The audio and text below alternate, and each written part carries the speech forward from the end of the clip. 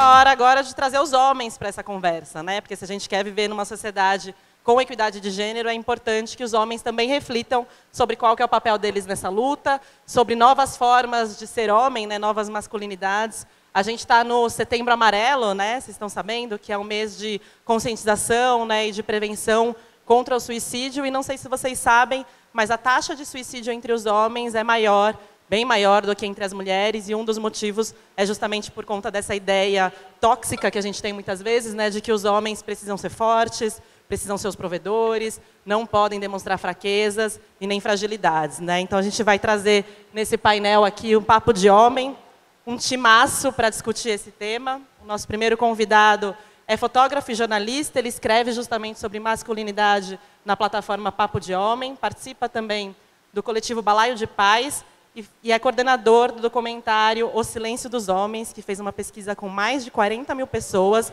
e está disponível no YouTube. Ismael dos Anjos.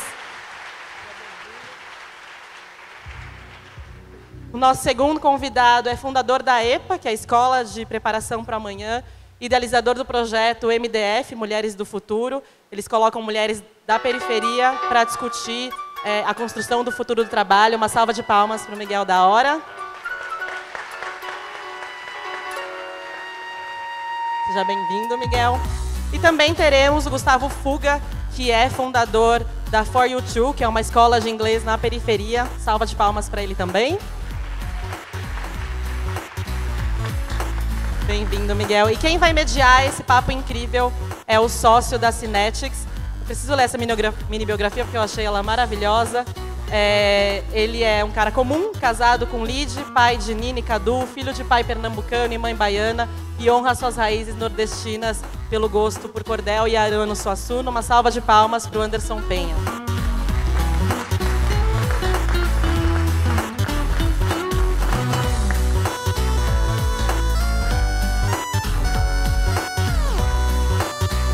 Excelente painel para todos nós.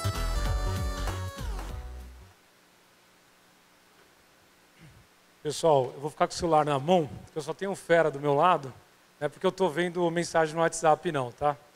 Primeiro ponto que eu ia falar para vocês é o seguinte: Ana, mais uma vez, mexeu com a minha cabeça, porque há umas 3 semanas atrás ela falou assim, cara, você não quer mediar um papo? Aí eu achando que era dentro de alguma coisa que eu entendia, né? Aí ela falou assim, não, é sobre masculinidade, assim. Cara, eu respirei fundo, falei, não, nem a pau vou falar sobre isso num fórum de mulheres, nunca, jamais vou falar sobre isso. E aí a Ana, ela trouxe essa questão e eu falei, putz, mas a Ana estava chamando, né? E eu falei, pô, vou lá, né? Fazer isso, não sei como eu vou fazer. O fato é que eu passei 3 semanas difíceis, pessoal. Descobri que eu sou ainda machista, por mais que eu tente. Descobri que eu tenho que educar meu filho e passar mais tempo com ele para que eu possa minimamente dialogar com ele. Descobri sobre a minha filha e o quanto eu também ainda preciso fazer coisa para minha esposa. Segundo um papo que teve aqui, o papo que eu vou prometer para vocês é o papo que eu tento fazer com meus amigos e nunca rola. Eu vou ver se eu consigo puxar isso na frente de um monte de mulheres. Vai ser difícil. Mas durante esse percurso, eu deparei com alguns estudos, porque parece que não, mas eu sou nerd pra caramba, fui estudar. E eu encontrei esse vídeo, que a gente vai pedir para o pessoal da ilha rodar para nós. E a gente começa a nossa conversa a partir daqui. E daqui a gente segue para outros rumos que derem, tá bom?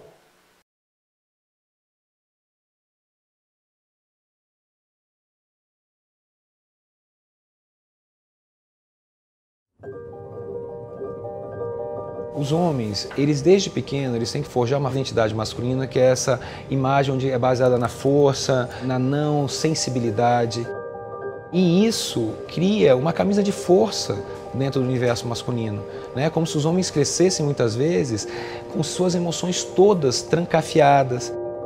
Então, quando um homem fala verbalmente, ele está ocultando muitas camadas de profundidade emocional que ele tem. Ele fala para sustentar uma imagem. Quando Quantos homens vão ao psicólogo? Falam dos seus sentimentos, buscam ajuda para um problema de alcoolismo, para uma frustração num relacionamento. Eles vão segurando para eles aquilo sem nenhum tipo de ajuda. É um dos motivos que levam vários homens a usar a violência como linguagem. Essa linguagem vai perpassar a relação com ele, mas com outros homens, com mulheres, com filhos. Talvez não seja a coisa mais urgente, mas talvez seja a coisa que mais atinja várias das coisas urgentes que a gente precisa endereçar. Para mim ia ser humilhante chegar em alguém e pedir ajuda. Eu vou falar o quê? Para quem?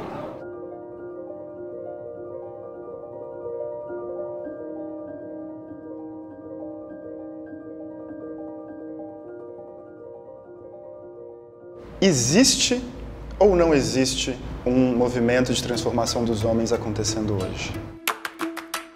Acho extremamente importante os homens conversarem entre si por uma razão muito óbvia. Nós não aprendemos a conversar. Então a gente tem um papel fundamental nesse debate, já que somos nós os protagonistas da violência, somos nós que nos matamos mais, somos nós que violentamos de uma maneira geral muito mais do que qualquer outra pessoa. Tem iniciativas surgindo pelo Brasil inteiro, de norte a sul. Iniciativas com cunho mais espiritual, com cunho mais corporal, com cunho mais político, que trabalham com o olhar da raça, da paternidade. Tem vários caminhos. Aquela roda de ontem foi isso, foi sair da escuridão. Naquele momento ali se abrir, falar um pouco de você e também você estar ali para ouvir um pouco dos outros. Há essa possibilidade, é efetiva e os homens podem sim despertar para uma nova vida. Está mais do que na hora de a gente olhar para isso, de abrir realmente essa caixa.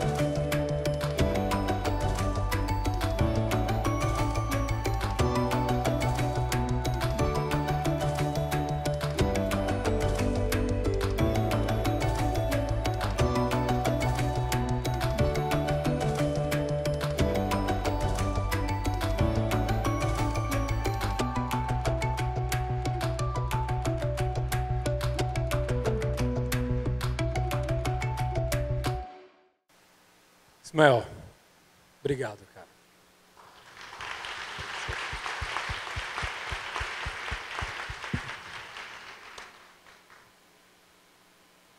Por quê? De fazer uma jornada como essa, assim, para fazer um vídeo desse que explicou muito do que eu não conseguia falar com a minha esposa, cara. Bom, boa tarde.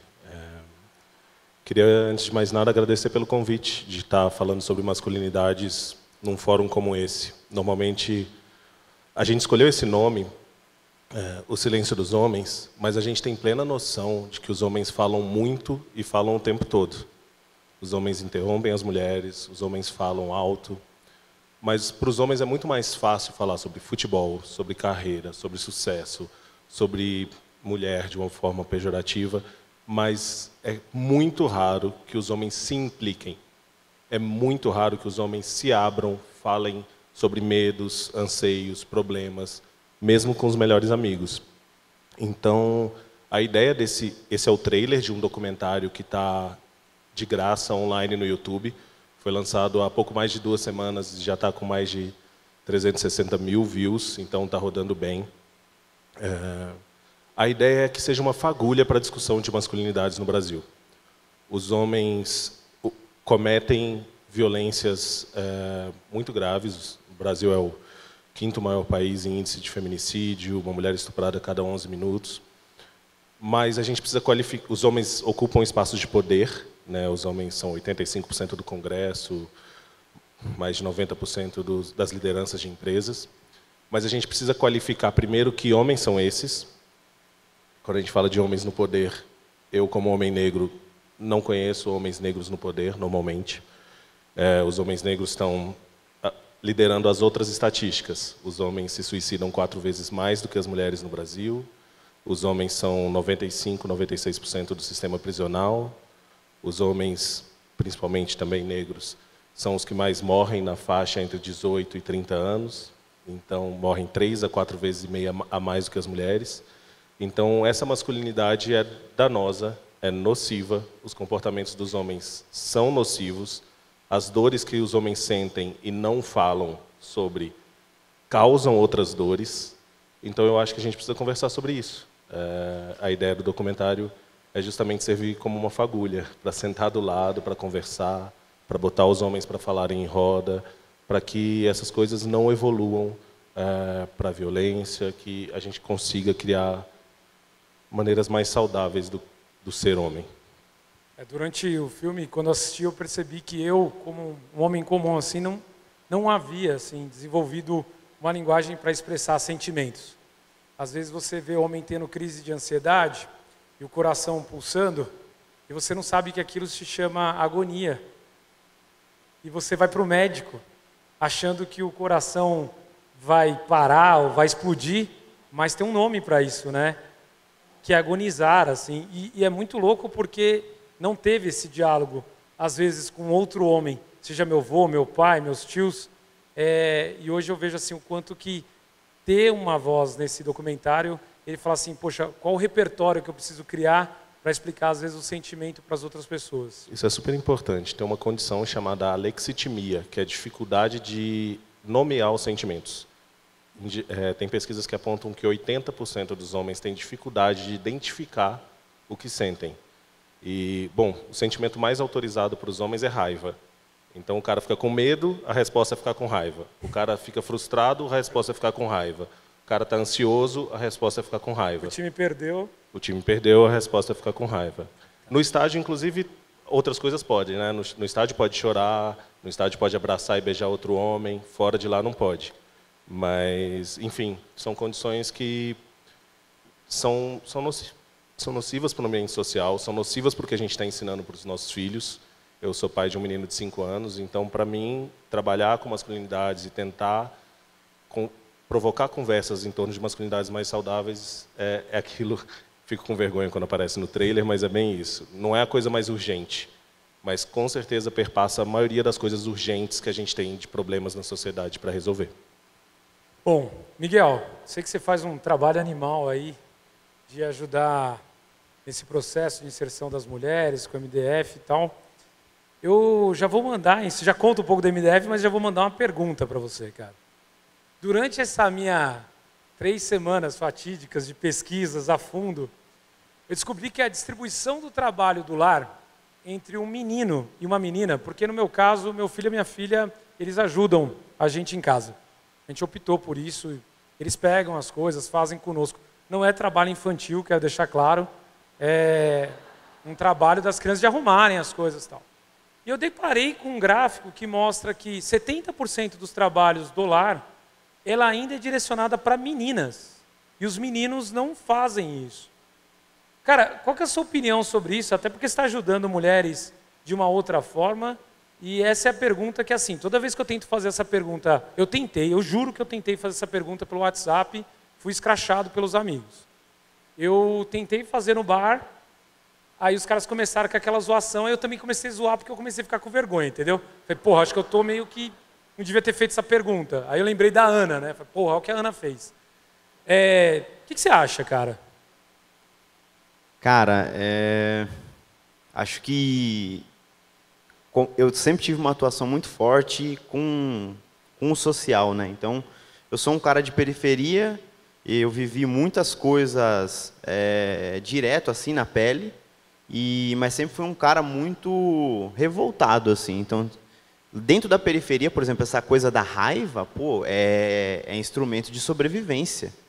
Ou você se impõe, ou alguém, cara, te mata. Não é... Mata mesmo, cara, igual se não fosse nada.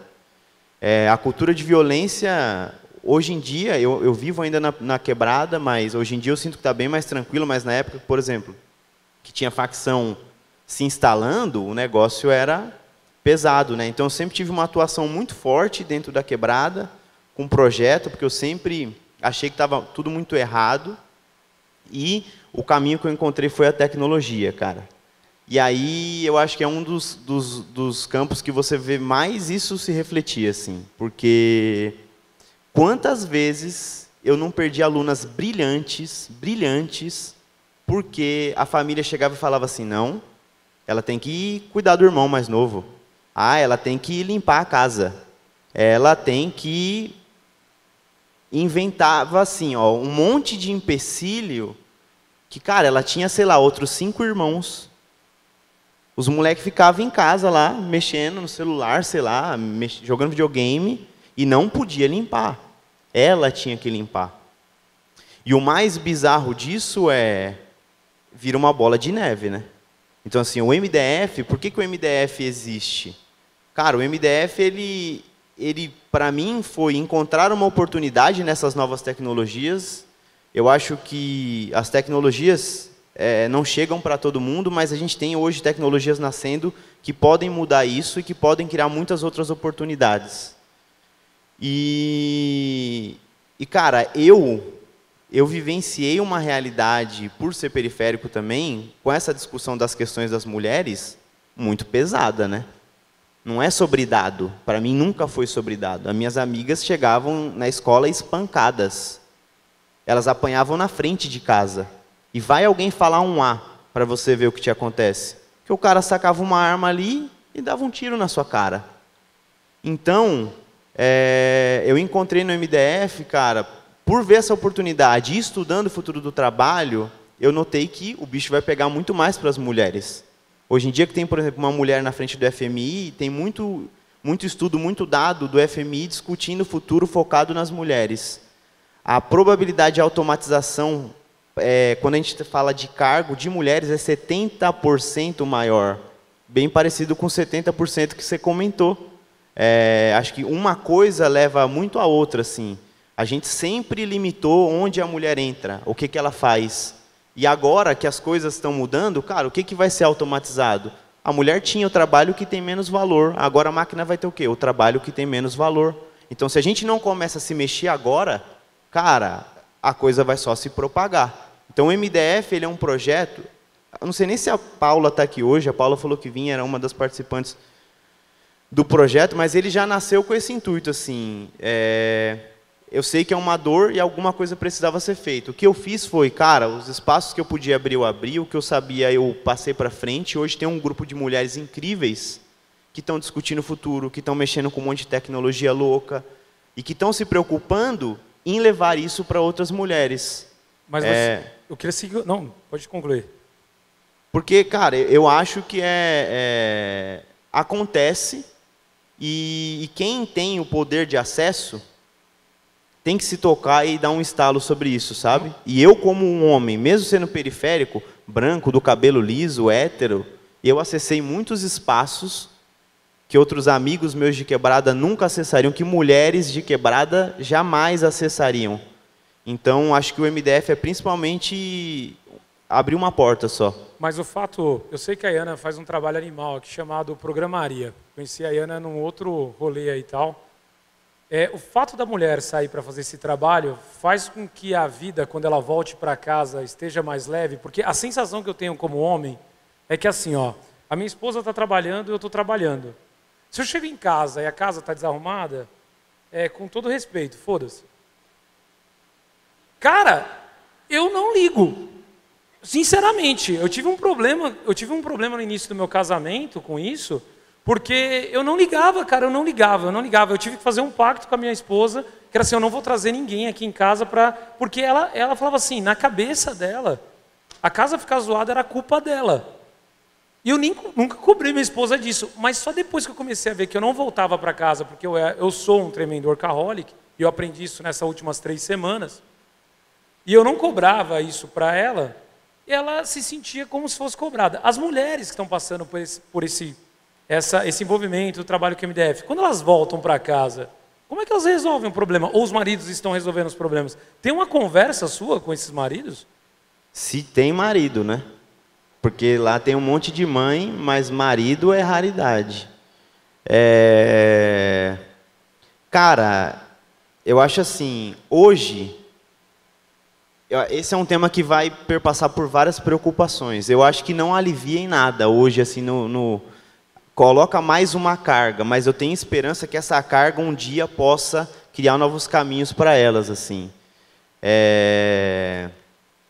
E eu acho que é um trabalho de esperança, assim, mas sendo sincero com você, ela vai chegar em casa, tem que cuidar da filha dela, tem que fazer as coisas dela, faz 200 bicos além do projeto. Eu tento entregar uma alternativa além, né?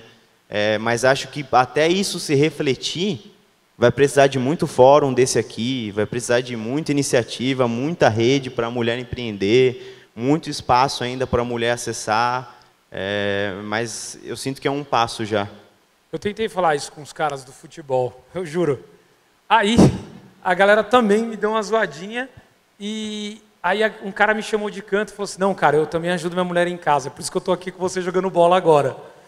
E tem um lance muito louco, porque o homem jamais, né? Parece que assim, nesse grupo ninguém falou para mim abertamente que estava devendo em casa igual eu estou devendo. E aí, então, não, mas eu cuido disso, faço aquilo. E a sensação foi que no canto do churrasco rolou esse tipo de coisa. Pode falar, comenta aí, depois eu vou fazer uma pergunta para o... Tem uma coisa que a gente fala, que quando homens se encontram, eles têm um acesso permanente à quinta série mental. É verdade. Basicamente... É verdade, concordo. Total. Basicamente se conversa, se comporta como se ainda estivessem na quinta série.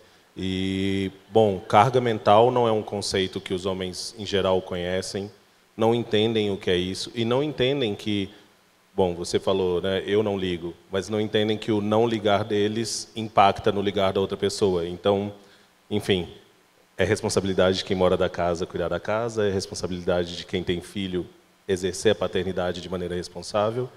E, infelizmente, a gente está longe disso, mas eu acho que o próprio fato da gente estar conversando sobre isso ou colocando esse filme na rua, a ideia é que homens se impliquem na mudança, porque senão não tem como. Que é extrema... Que é extremamente difícil. Eu falo para você como homem comum que eu poderia falar aqui para o palco, e o palco fala, nossa, olha o cara que faz tudo. Mentira, galera. Mentira. Queria descer do palco aqui, olhar no olho de vocês e falar assim, ó, tô fazendo tudo isso que... Não tô, cara. Eu como um homem comum não tô fazendo isso. E é duro. Foram 3 semanas difíceis para engolir.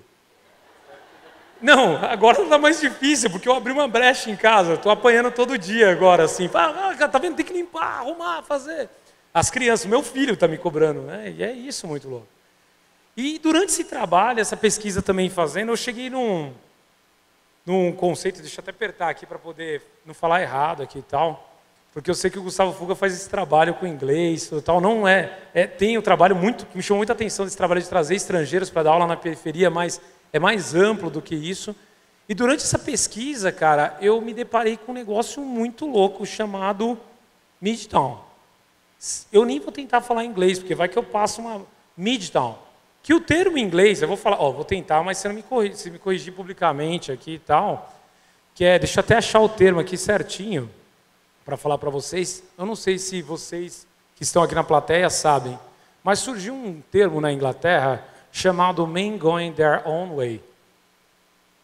É como se o homem tivesse que pegar o seu próprio caminho. É uma defesa do homem seguir sem ninguém. Já que está todo mundo falando que o homem não presta, então eu vou seguir solo. Vou fazer carreira solo pro resto da vida.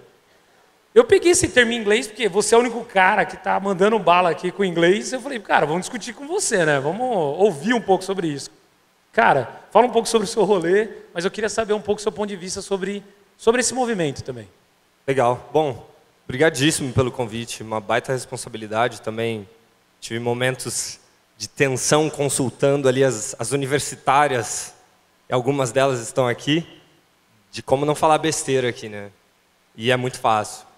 E quando eu olho um pouco para a trajetória do que a gente criou lá na For You Too, né, o nosso grande desafio era como é que a gente consegue fazer com que uma mãe, dona de casa ou recepcionista, faxineira, que ganha um salário mínimo ou menos, matricula 2 filhos numa escola de inglês. E esse era o nosso grande sonho. Isso começou mais ou menos uns 7 anos atrás, eu tinha 18 anos. E começou junto com a minha irmã, que está aqui também. E foi muito interessante você ter feito essa pergunta, porque isso aconteceu um pouco na nossa trajetória, assim, na minha trajetória empreendendo. Apesar de a gente ter começado junto a empreender, e a empreender socialmente, a tentar resolver um problema social, mas não só através da filantropia, da doação, mas através da palavra que está aqui, né? Empreendedorismo. De como é que a gente consegue encontrar riqueza em lugares onde a maior parte das pessoas só vê miséria. Né? E as minhas grandes referências para isso, ontem mesmo eu estava numa palestra na USP, e aí eu falei assim, puxa, ninguém na minha família é empreendedor, então eu não sei de onde veio essa coisa do empreendedorismo. E eu fiquei pensando hoje, eu falei, cara, o quanto isso não faz o menor sentido. Na minha família, todas as mulheres são extremamente empreendedoras e elas não precisam ter nenhum CNPJ, não precisam ter um funcionário para ser empreendedoras, porque chegar um homem aqui ou um cara aqui e falar, empreender é muito difícil e tal, cara, você empreender a sua família, não tem nada mais complicado do que isso. Você viver com um salário mínimo, sustentar 4 bocas, isso é empreender. Todo o resto... E aí vem gente lá, puxa, eu estudei economia. Ninguém que eu tive aula de professor de economia seria capaz, nenhum CFO de nenhuma multinacional seria capaz de gerenciar esse budget. Gerenciar isso aqui e fazer um monte de boca comer, como minha avó fez com 10 filhos. Ainda tendo que trabalhar, ainda com vários problemas. E isso é empreender. Então, como assim eu não tive referência empreendedora? Tive várias.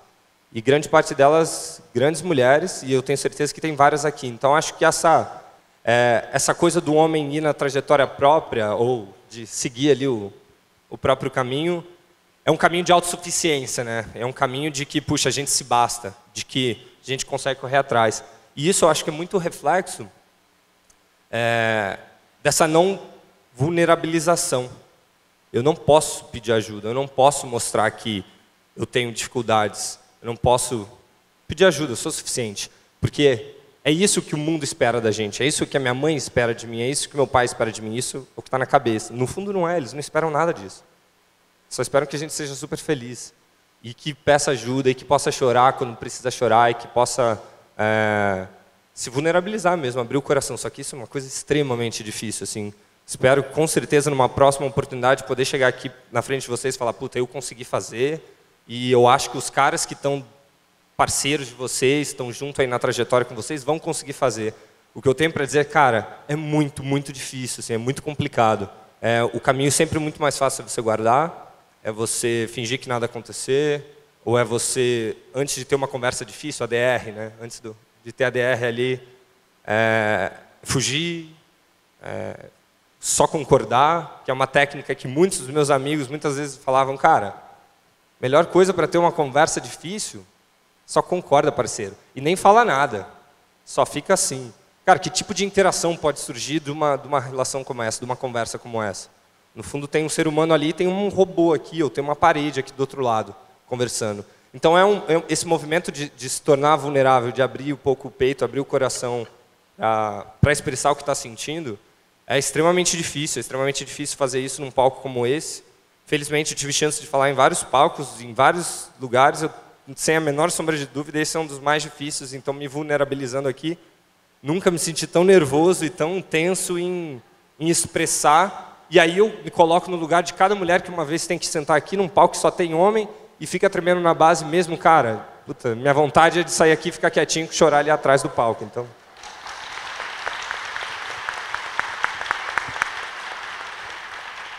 Eu não sei se ela está aí. Maria da Paz, você está aí atrás?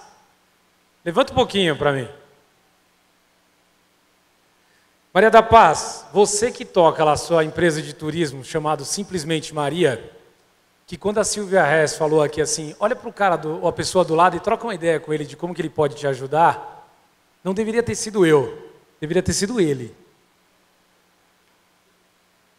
O fato de você ter encarado e conversado comigo como mulher, me fez eu me sentir melhor no meio de um monte de mulheres.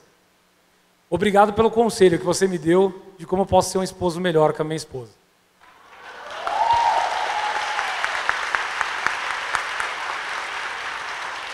Faltam 3 minutos Nada disso foi programado, nada. Tentei conversar com os caras me ignoraram por e-mail. Tentei chamar para uma cerveja, os caras me ignoraram. Aí eu deixei... todo mundo com medo, né? Né? Mas depois eu queria um abraço, né? Assim, tipo, cara, o grande lance é o seguinte, o que fica para mim? Como um cara que estuda sobre símbolos, ritos e mitos, é preciso, esse provérbio não é meu, é um provérbio africano, é preciso uma aldeia inteira para educar uma criança. Eu queria perguntar para vocês três, como é que estamos educando a nossa sociedade para integrar o sagrado feminino ao sagrado masculino? É a última.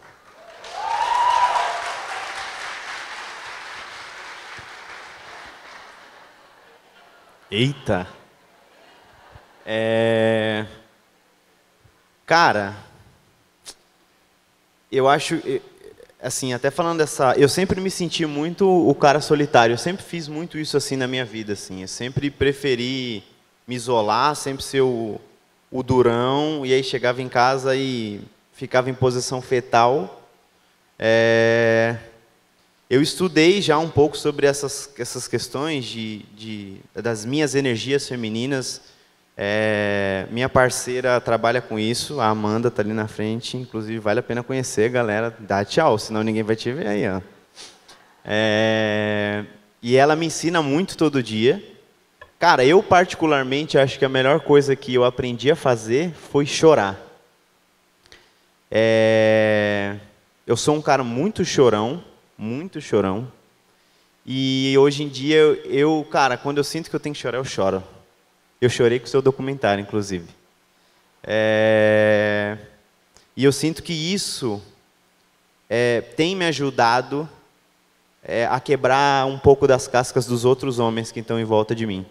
Acho que é um pouco daquele água mole em pedra dura, né? Tanto bate até que fura.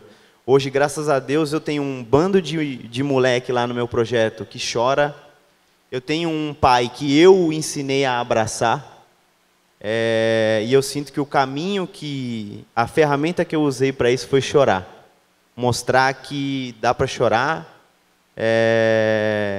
e que isso, na realidade, é uma ferramenta que te ajuda. Eu queria ver muito mais homens chorar no mundo.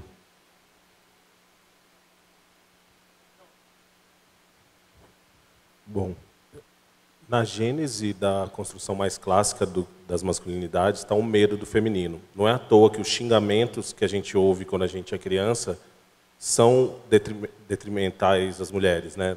Isso é coisa de mulherzinha, não tinha para homem aí, e por aí vai. Então eu acho que a primeira coisa é tentar perder esse medo, ter escuta real, entender que é possível construir masculinidades mais saudáveis, não a partir de não com medo de perder a carteirinha de macho toda vez que fizer uma coisa que não é o tradicional e esperado. Eu acho que só de olhar para dentro e não esperar a validação dos homens ao redor já melhora muito. Boa. Bom, o Miguel falou de chorar, eu falaria também do toque. Eu acho que a forma como... Isso é uma coisa que eu tenho que muito desenvolver, mas eu acho que a forma como a maior parte dos homens é ensinado a tocar ou num outro homem ou numa outra mulher é uma forma sempre muito marcada por determinadas coisas, assim, ou quando é uma super intimidade, assim. Então não tem um meio termo. Eu acho que, enfim, a coisa do presencial, todas vocês podiam estar online na casa de vocês, mas vocês estão aqui. E a única diferença da gente estar aqui é justamente esse toque, essa energia está sendo compartilhada. Então, acho que uma das coisas que eu gostaria muito de desenvolver, eu acho que os homens, no geral, precisam desenvolver muito, é aprender a tocar não só uns aos outros, mas também outras mulheres e de outras formas, né? Não só sempre daquela forma muito ou sexualizada, mas, enfim, como um afeto mesmo. Acho que isso é uma lição que eu tenho. Eu mesmo não abraço a minha irmã, ela está ali, eu vou abraçar no final, com certeza. Obrigado. Só para fechar, obrigado, Rede Mulheres, obrigado, Ana Fonte, por ter me dado 3 semanas de aprendizado nessa aldeia chamada Terra e eu ressignificar um monte de símbolos, ritos e mitos que estavam na minha vida. Obrigado a vocês.